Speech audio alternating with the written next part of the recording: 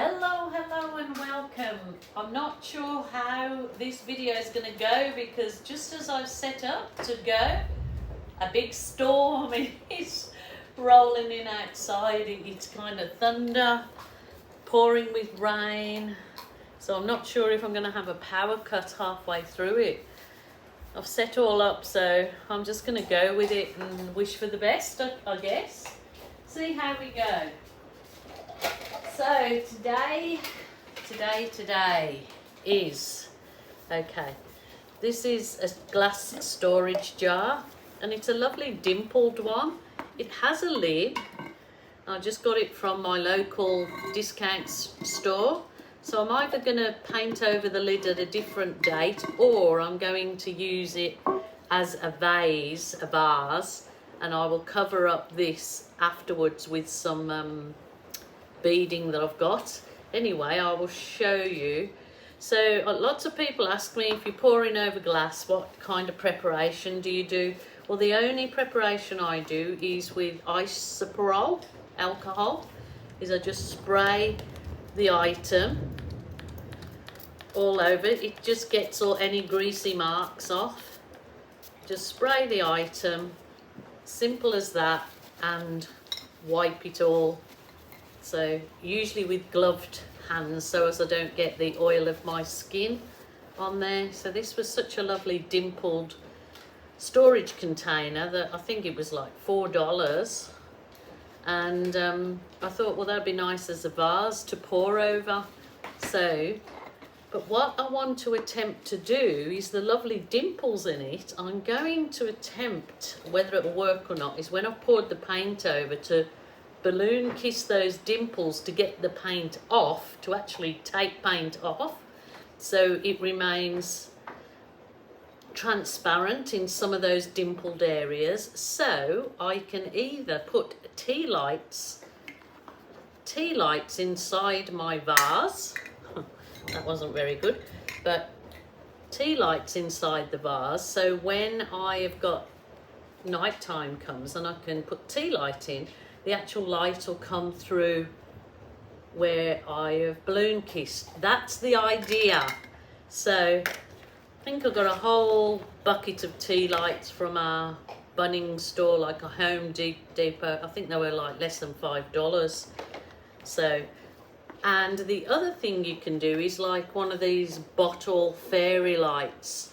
So I could put the fairy lights in there also, or as, you know, instead of. So there's a couple of ideas there to have a nice little light. I mean, I could put it on my barbecue table outside at night and actually have a candle in it that's a citronella candle, I suppose, for any bugs. But that's the idea. And I've also got an MDF hexagon. So any runoff from this particular pour will go onto the hexagon and I will hopefully use that. Rightio, but what I'm going to do is use one of these biodegradable cups, because I think we've changed over in Australia now to only using biodegradable, and so you can wash these and reuse them as well. But I'm going to use the biodegradable cup upside down, then put my vase on it, which leaves a bit. Lots of people say, how do you get the vase off the cup? When the vase is actually dry enough to lift and the cup is stuck to it, you squeeze the cup, because it's plastic, so it just squeezes and releases. And because if it leaves an odd or funny bit at the top, then you just coat with a bit of a lip with a bit of silver or gold, or I've got a trim that will go around there. So there's it's easy to get the cup off as long as you use plastic. So the one thing is it's clean. I use a little spirit level to check that I've got my surface level, which is absolutely not. There you go. That's perfect. So so when I start pouring, that my vase is level, so the paint doesn't come off one side and not the other. So that's perfect. So got that ready, and I'm going to be pouring with the Montmartre pouring paint. So I haven't had to mix these or do anything to them, and they're quite thick paints. You basically pour directly from the bottle, unless you want to thin them down, which I don't do when I'm pouring over glass. But there's my just a measuring jug. So I'm going to load my paints into the measuring jug firstly. So I'm going to take the whole lid off these because I'm going to just load my paints in. So I'm just going to load the paints into the jug, and we'll kind of do a ring pour over the top.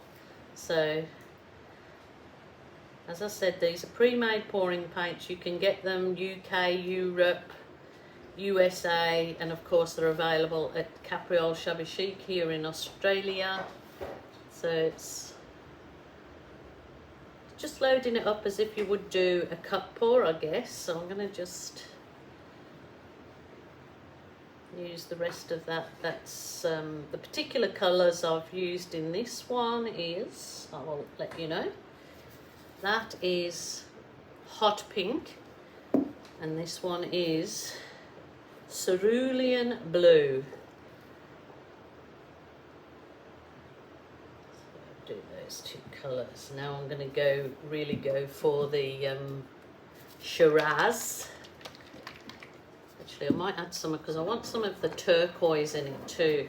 So I have shook up all of these containers, which they really need doing before you. That one's a little bit chunky. Hope that's okay.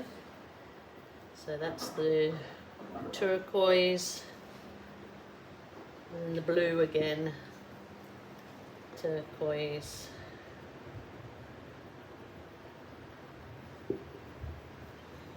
Okay, the blue. Just do it whatever you choose to do it. So I'm going to bring in my Shiraz now because I love this. This is kind of a real hot pinky colour. That's the Shiraz. Shiraz Razzmatazz. So yeah, they're pre-made pouring paints. They're meaning that they're paints that do not need anything added or taken away. They've had all the pouring medium added to them that they require, so you don't have to do anything. I think that will be plenty, but I will keep them all out of the way for now. I've got okie doke. I was going to put some bronze, but I think it doesn't need it, so I'm going to just go with what I have. I'll pour some more Shiraz and a bit more blue. So I'm just hoping that this particular idea works out. We'll just go from there. One thing I would like to do is just make sure, oh, now I've got to start that process again of checking for my level.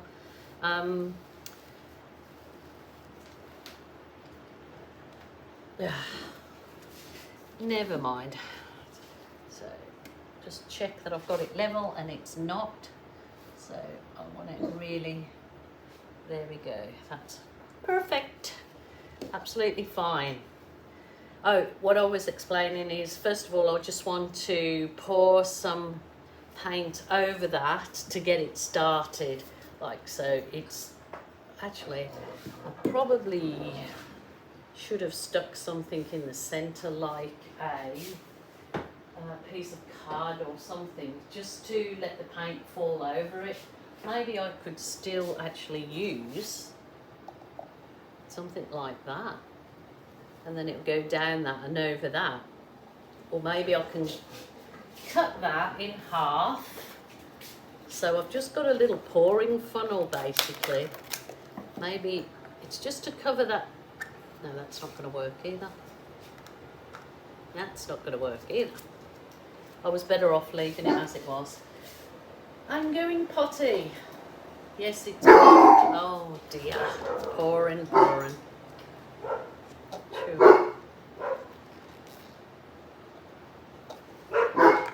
that will, no, we're gonna have to. I'm gonna just try it. I'm just gonna go for it around the very edges. Hey, hey, hey, shush. Can you believe, yeah, when you start pouring, starting with an empty container, so that's not a good idea. Yeah, it's absolutely just whipped up a storm, lightning, thunder, everything's going on. My dogs are not scared of storms, thankfully, so, but they obviously just go outside and have a bark because for the sake of it. And just start this off. Rightio. It's just starting it off, and then we'll, oh, those dimples are looking nice on it. Not sure if this will go over that. Maybe if I just pop that on there now. Let's see how this goes.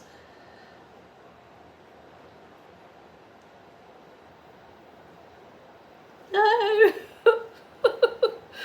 Okay, that didn't work. It wasn't what I wanted it to do. I am going to kind of just do the ring pour around and around, and we'll see what we get. All those colours are nice, nice, nice. I think I've made up way too much paint, but better that there be less. I can always do another canvas with this paint.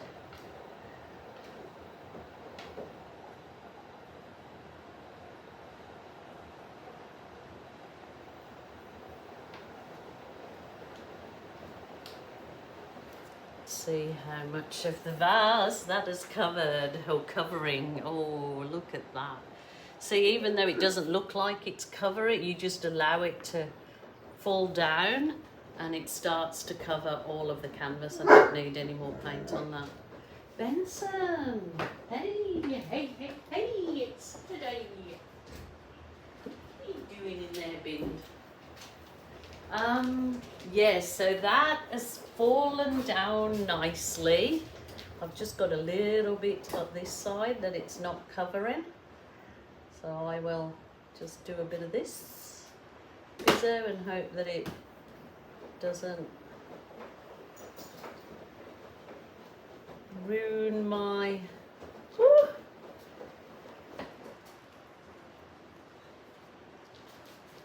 Oh. I'm going to just use some of this paint on my balloon to pop in the bits that are not covered at this point. I'm just really going to hope and pray that my idea of the balloon kissing over those knobbly bits will work. But you can see there'll be too much paint left in that centre. Oh. So I'm going to push that in so it forces some of the paint over. Wow, look at all that paint in the centre held. Wow. Because the centres have that divot in them. And it doesn't matter really what the bottom looks like because I could always put a piece of cork on the bottom. So I'm just trying to get rid of some of that paint in the centre. And I can pull this cup out when I choose to, as long as I do it before it's dry. So that has completely covered my canvas now, but I really need to let that dry off for a bit before I try to do a balloon kiss, I believe, because it's too runny. I'll just give it a go, and having that little cap in there gives me something to hold on to. Yeah, because the paint's still going to keep running over it. So I'm not sure if a better idea would be to put some masking tape on the divots than try... Actually, that's... I don't want it not covered in paint, but I want it to be transparent. So when I put a light on in there, these little... Some of the divots, not all of them, will show the light through them. So...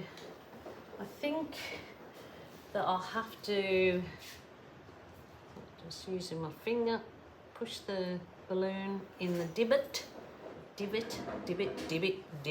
whatever you call them. So I'm just trying to take some of the paint out, as I said, to become transparent enough that when I put my little candle in there, it'll show through the almost transparency bits. Does that sound? I think I'm going to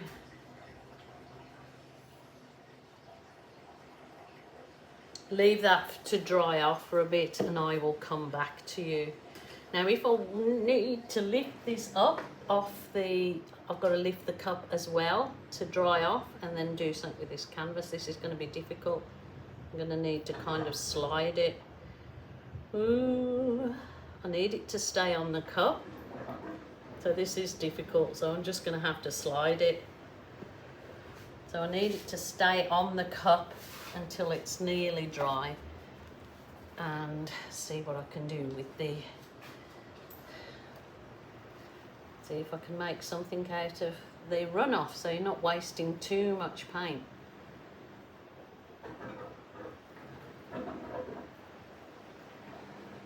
What I've found is good with these little MDF, if you paint both sides of them, if like the other side I just paint a plain colour and then you resin them, then really good for house numbers. You can give for gifts to your family and friends or sell them. You just get, you can get the what do they call them, like they're like the glow in the dark numbers, like 25 or 30, whether it be black, gold or silver. You, when it's fully dry, you put the numbers on and then resin them. So you've got a really nice plaque for your house number or to put on your letterbox. If you've got a letterbox this big, which we have, living out in the country. So, but you have to make sure that these all edges are covered, I just find, so as they don't swell up or, but if it's resined, then and it gets no wet in the board, if so to speak. So there you've got another little piece of art, so I need to put that away. Rightio, I'm in a mess, but I'm not going to move that now. I'm going to leave that till it dries off a bit and do a few more of my balloon kisses in those divot or rivets, whatever you call them, and I'll be back. So I allowed that piece, 2 pieces to dry, and I found some of that little silver rim to put around the top edge and stuck it there, as you see in these photos.